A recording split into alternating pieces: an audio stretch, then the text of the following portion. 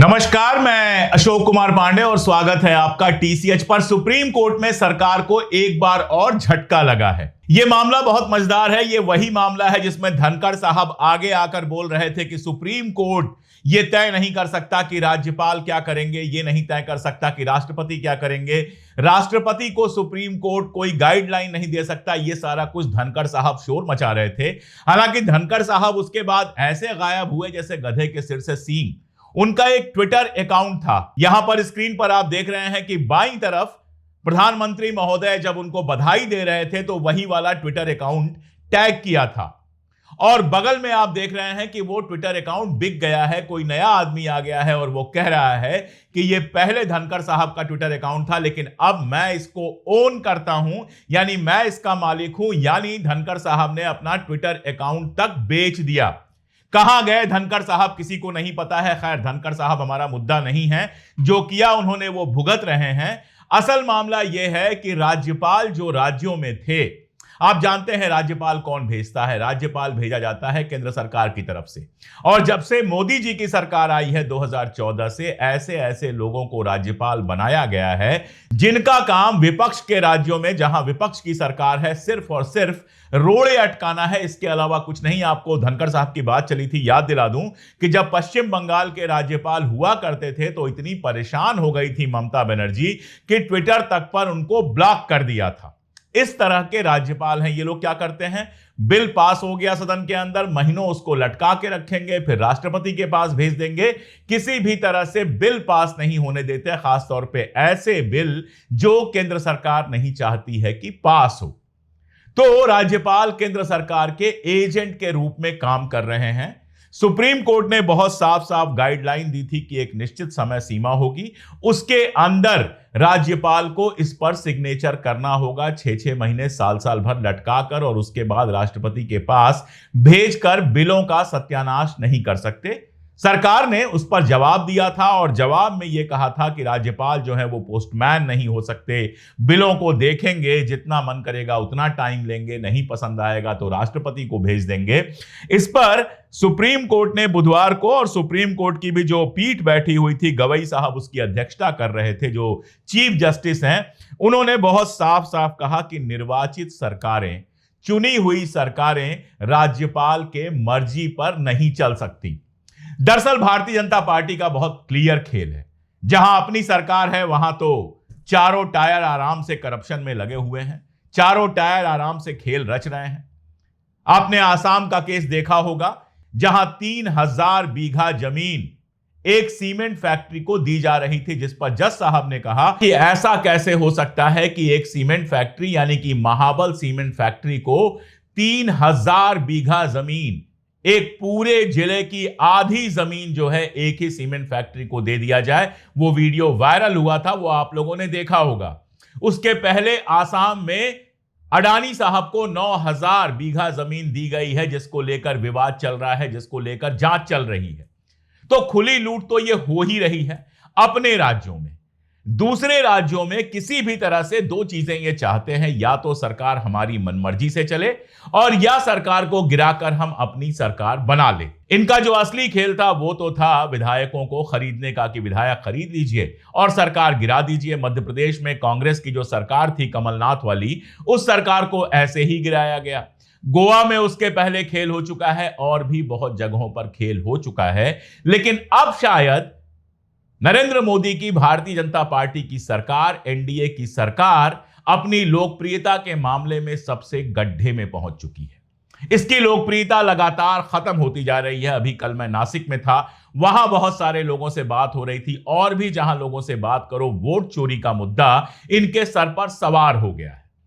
राहुल गांधी, तेजस्वी यादव, अखिलेश यादव और पूरा का पूरा विपक्ष जिस तरह से वोट चोरी के मुद्दे पर घेर रहा है, सरकार घबराई हुई है। और जब सरकारें घबराती हैं तो उल्टे सीधे कानून ले आती हैं।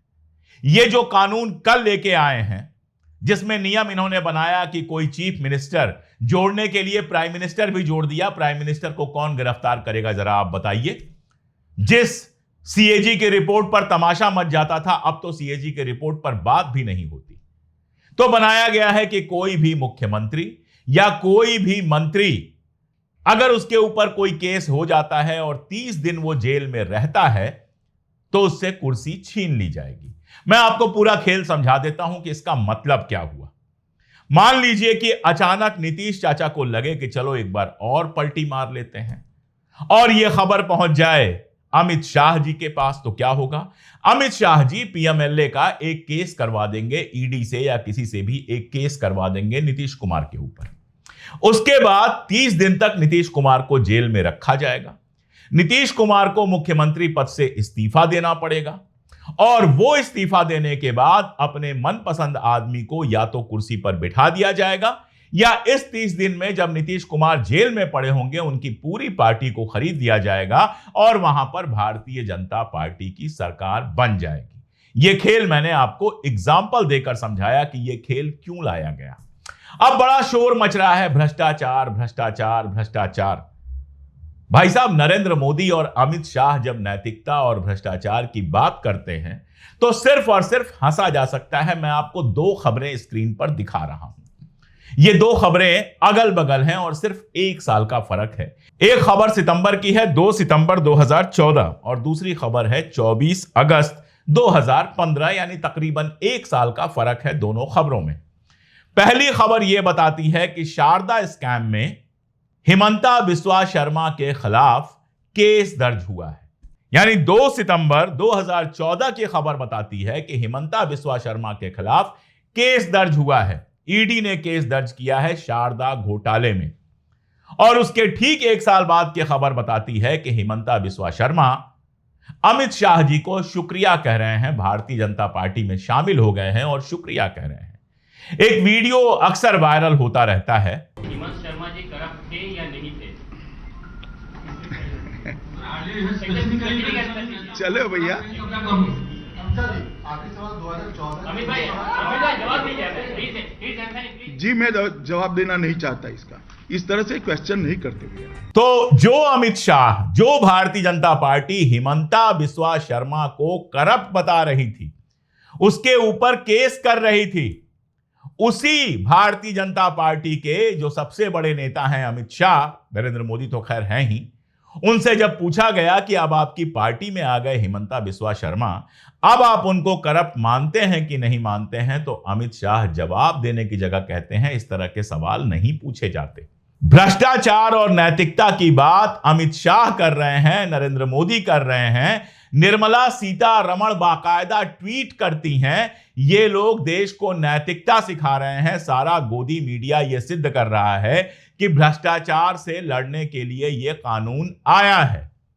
धर्मेंद्र यादव ने, समाजवादी पार्टी के एमपी हैं धर्मेंद्र यादव जी, उन्होंने कल संसद में एक बड़ी मजेदार बात कही। माननीय गृह मंत्री जी, बहुत नैतिकता की बातें कर रहे हैं आपने भाषण दिए थे चक्की पी सिंह, महाराष्ट्र में जिनको लेके डिप्टी सीएम बना के घूम रहे हैं आप। और बिल्कुल सही बात कही। शरद पवार के भतीजे अजित पवार, जिनको सबसे करप्ट नेता बताती थी भारतीय जनता पार्टी, अमित शाह महाराष्ट्र में जाकर भाषण देते थे चक्की पीसिंग चक्की पीसिंग। वही अजित पवार, वही प्रफुल्ल पटेल जब भारतीय जनता पार्टी के साथ आ जाते हैं तो उनके सारे दाग धुल जाते हैं और उसके बाद वो उप मुख्यमंत्री बन जाते हैं। उनको अब भ्रष्टाचार करने की खुली छूट मिल जाती है, पुराने मामले सारे खत्म कर दिए जाते हैं और ये लोग देश को बताना चाहते हैं कि ये नया कानून जो लेके आए हैं वो भ्रष्टाचार हटाने के लिए ले आए हैं। किस तरह से विपक्ष के नेताओं को फंसाया गया है, यह अखबार की कटिंग आप देख सकते हैं। यह अखबार की कटिंग बताती है कि 2014 से 25 अपोजिशन के 25 बड़े लीडर्स के खिलाफ केस हुआ है, जिसमें 23 पूरी तरह से छूट गए हैं। और ज्यादा दूर जाने की जरूरत नहीं है, पास के एग्जांपल देख लीजिए। हेमंत सोरेन को जेल में रखा गया, अरविंद केजरीवाल को जेल में रखा गया, सत्येंद्र जैन को जेल में रखा गया, महाराष्ट्र के गृह मंत्री को जेल में रखा गया और मनीष सिसोदिया को जेल में रखा गया। और कई कई साल जेल में रहने के बाद कुछ लोग कई महीने जेल में रहने के बाद बाहर आ पाए। इनमें से क्या किसी के ऊपर कोई केस आज तक सिद्ध हुआ है? नहीं हुआ है। और डेटा देख लीजिए, और ये जो डेटा दे रहा हूं किसी अखबार से नहीं दे रहा हूं, ये डेटा है सरकार ने संसद के अंदर जो जवाब दिया है। सरकार का कहना है कि पिछले 10 साल में 193 केसेज हुए हैं भ्रष्टाचार से जुड़े हुए, 193 केसेज, और इनमें से ज्यादातर क्या लगभग सभी विपक्ष के नेताओं के ऊपर हुए हैं। इनमें से सजा किसको हुई है, कितने लोगों को सजा हुई है? तो 193 केस में केवल 2 लोगों को सजा हुई है, यानी 191 मामले पूरी तरह से फर्जी पाए गए हैं। ईडी का यह हाल है कि ईडी के अधिकारियों पर एक के बाद एक सुप्रीम कोर्ट और हाई कोर्ट ने टिप्पणियां की हैं। ईडी के लोग घूस लेते हुए बाकायदा गिरफ्तार हुए हैं। आज की भी खबर है कि ईडी के एक डिप्टी डायरेक्टर को हाई कोर्ट में बुलाया गया है, हाजिर होने को कहा गया है। तो ईडी हो, सीबीआई हो, इनकम टैक्स हो, यह सब के सब बहुत साफ दिखाई दे रहा है कि सिर्फ और सिर्फ विपक्ष के नेताओं के घर जाते हैं। तो यह कानून आने के बाद इनके लिए और आसान हो जाएगा। जिसको टारगेट करना है, विपक्ष का कोई मुख्यमंत्री अच्छे से काम कर रहा है, उसको टारगेट करना है, आसान काम है। पीएमएलए में उसके खिलाफ एक केस डाल दो, जमानत भी नहीं होगी, 30 दिन तो आराम से जेल में रह जाएगा। जब उमर खालिद और खालिद सैफी और सरजिल इमाम जैसे लोग 5-5 साल से जेल में हैं, केस की सुनवाई भी नहीं हो रही और ना ही उनको जमानत मिल रही है, तो 30 दिन तक किसी को जेल में डाल देना तो बच्चों का खेल है इस सरकार के लिए। तो कोई भी विपक्ष का हो या फिर सहयोगी ही हो जो आपके चंगुल से बाहर निकलने की तैयारी कर रहा हो, उसको जेल में डाल दीजिए, 30 दिन तक उसको जेल में ढंग से सड़ा दीजिए और 30 दिन के अंदर उसकी सरकार पर कब्जा कर लीजिए। यह खेल है। और सिर्फ इतना ही नहीं है, अपनी पार्टी के अंदर कोई मिनिस्टर मान लीजिए कि बड़ा हो रहा हो, मजबूत हो रहा हो, यह लग रहा हो कि गद्दी के लिए खतरा है, मान लीजिए गडकरी साहब जो हैं, वो कल को लगे गद्दी के लिए खतरा है, गडकरी साहब के ऊपर एक पीएमएलए का केस डालिए, उसके बाद उनको 30 दिन जेल में सड़ा दीजिए, भले 35वें दिन उनको जमानत मिल जाए और 30 दिन के अंदर उनका मंत्री पद छीन लीजिए, फिर उनको मंत्री मत बनाइए। कितना आसान काम है। उसके बाद वो केस झेलते रहें, 4-5 साल 10 साल केस चलेगा, उसके बाद वो बरी हो जाएंगे, लेकिन उनका पॉलिटिकल कैरियर पूरी तरह से खत्म हो जाएगा। तो जिस पार्टी ने भ्रष्टाचारियों को गोद में बिठाकर सत्ता दी है, कांग्रेस का कोई भी भ्रष्टाचारी हो, भारतीय जनता पार्टी उसके लिए हाथ फैलाकर, बाहें फैलाकर खड़ी रहती है कि आ जाओ, हमारे यहां शामिल हो जाओ, तुम्हारे सारे केस खत्म हो जाएंगे। वो पार्टी भ्रष्टाचार खत्म करने की बात करेगी, वो पार्टी भ्रष्टाचार के ऊपर हमला करेगी, यह सिर्फ एक हास्यास्पद बात हो सकती है। एक और बात है, हमारा संविधान कहता है कि जब तक किसी व्यक्ति के ऊपर दोष साबित नहीं हो जाता है, तब तक वो व्यक्ति निर्दोष माना जाता है। कहा जाता है 100 दोषी छूट जाए लेकिन एक निर्दोष को सजा नहीं होनी चाहिए।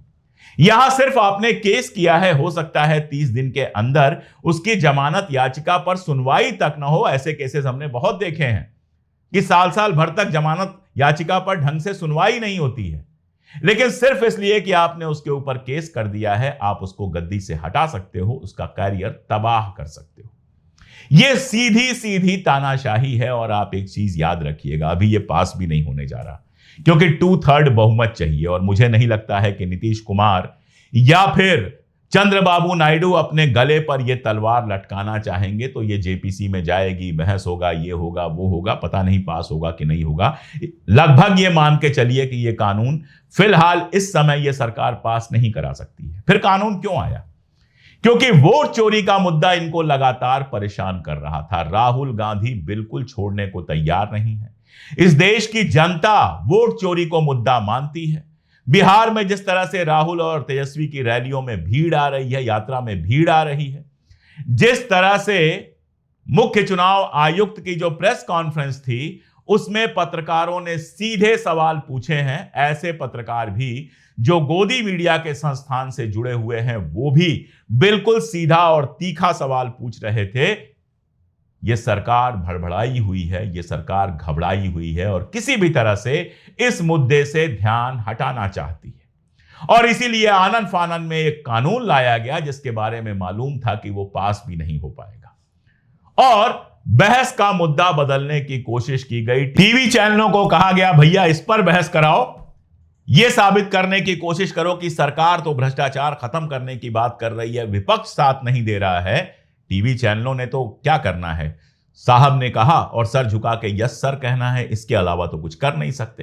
तो टीवी चैनल सारा तमाशा कर रहे हैं। लेकिन आज गवई साहब की जो टिप्पणी आई राज्यपालों के मामले में, और आज भी पूरे देश में जिस तरह से वोट चोरी सबसे बड़ा मुद्दा बनी हुई है, उससे यह साफ है कि सरकार घबराई हुई है। उसके समझ में नहीं आ रहा है कि वोट चोरी के इस आरोप से बाहर कैसे निकलें। और जनता बहुत साफ देख पा रही है कि 2024 में जो सरकार बनी है वो चुनाव जीत के नहीं, वोट चोरी से बनी है। यह आरोप जनता लगा रही है, इस आरोप को जनता स्वीकार कर रही है। मामला जैसे जैसे बढ़ेगा बहुत सारे जवाब देने पड़ेंगे। एसआईआर पर भी सुप्रीम कोर्ट का फैसला आना है। और अगर सुप्रीम कोर्ट ने जैसे पिछली बार झटका दिया, आधार को जोड़ के 65 लाख जिन लोगों का नाम हटाया था उनका सार्वजनिक करवा के, अगर वैसा ही कोई झटका और एसआईआर को दे दिया, तो समझिए कि मोदी जी और अमित शाह की सारी चालें एक के बाद एक नाकामयाब होती चली जाएंगी।